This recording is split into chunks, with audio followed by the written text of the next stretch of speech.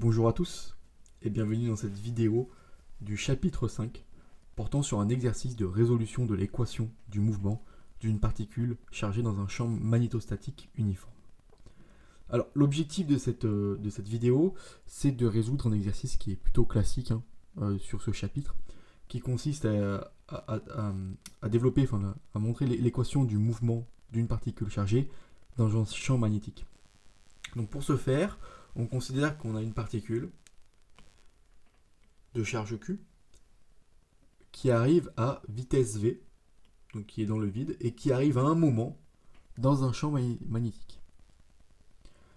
Et donc le champ magnétique, on le sait, donc on va considérer que ça va être la seule force à laquelle la particule va être soumise, et on le sait que le champ magnétique, en fait, la force magnétique ne travaille pas. Elle va juste participer à courber le mouvement. Et donc dans cet exercice, nous allons résoudre en coordonnées polaires l'équation du mouvement pour pouvoir établir en fait la trajectoire de cette particule dans un champ magnétique. Donc la première question qui est demandée, c'est d'écrire le principe fondamental de la dynamique pour une particule de charge Q dans un champ magnétique B. Alors, pour ce faire, on définit notre système qui est la particule de masse M de charge Q. On se place dans le référentiel terrestre, supposé galiléen, et en coordonnées polaires. Donc on peut commencer par faire un bilan des forces.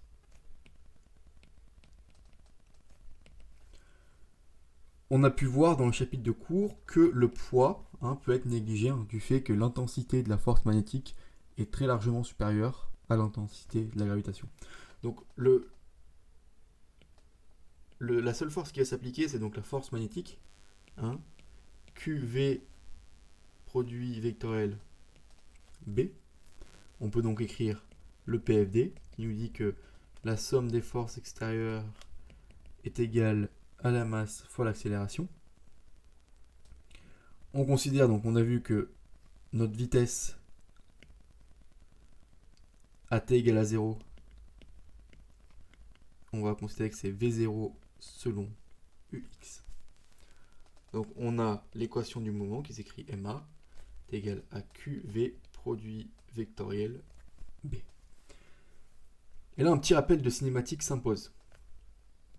Rappel de cinématique. Donc en coordonnées polaires,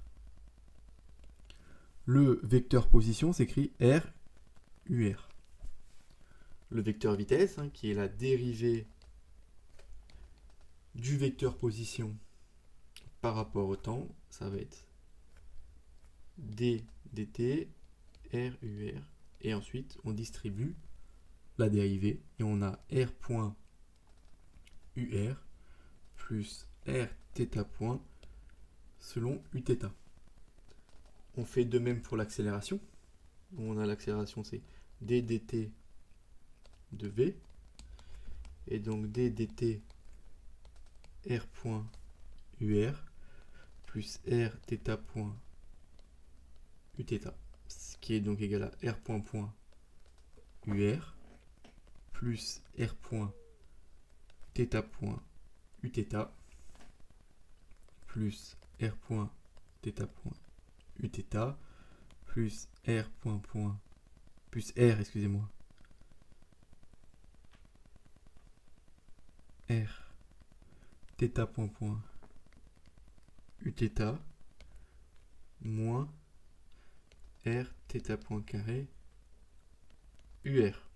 Et en factorisant par ur et uθ, on peut écrire que c'est r point point moins r θ point carré selon ur plus 2r point θ point plus r point point selon uθ. Très bien. La seconde question, elle nous demande de décrire le mouvement qui est réalisé. Donc, on va supposer comme ce qu'on a pu voir dans le chapitre de cours, que sur le long terme, la trajectoire devient circulaire de rayon R. Donc on va supposer que la trajectoire devient circulaire de rayon R constante. Donc on peut écrire que la vitesse c'est grand R point UR plus R θ point selon Uθ. Et donc comme la dérivée d'une constante c'est égal à 0, on a seulement R θ point selon Uθ qui reste.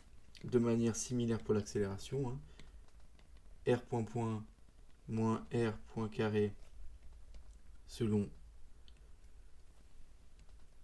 UR plus 2R point θ point plus R point point Uθ, ça va être égal à moins R θ point carré selon UR plus R θ point point selon Uθ. On peut revenir au PFD, hein, donc M moins R θ point carré R point point est égal à Q 0 R point 0 produit vectoriel 0 0 B. On considère que B est dans notre direction. Donc ceci c'est égal à Q R θ point B 0 0. De plus, on va considérer qu'on a un électron, hein, pour faire ça, donc que Q est égal à moins E. On peut donc écrire que moins MR θ point carré est égal à moins ER θ point B. On simplifie les moins et un θ point, ce qui nous donne que M θ point est égal à QB. Et donc θ point, qui est la pulsation, est égal à QB. Je mets en valeur absolue, hein, parce que c'est aussi EBM. Donc la pulsation qui est égale à EB divisé par M. Avec les conditions initiales, on a que V0 est égal à V0, qui donc est égal à R θ point en 0, et donc est égal à R oméga 0. Donc R oméga 0 est égal à Q en valeur absolue, hein, QRB, et donc c'est toujours V0, et donc R est égal à M V0 QR. Et ceci est le rayon de courbure.